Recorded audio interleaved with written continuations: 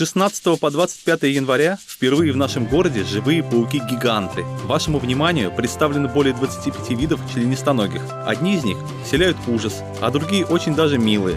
И с удовольствием знакомиться с гостями выставки, забираясь по рукавам. Не упустите уникальную возможность увидеть своими глазами такие виды, как акантоскурия геникулята, громостола аурастериата. Ну и обязательно обратите свое внимание на брахипельмус мити и скорпиона. Люди обычно страшатся огромных пауков и боятся их яда, совершенно забывая при этом, что устрашающий вид этих членистоногих совсем не является отражением характера пауков. Они по своей природе совсем не агрессивны. Посетив выставку, вы станете ближе к таинственному миру пауков и скорпионов, получите новые ощущения и незабываемые эмоции.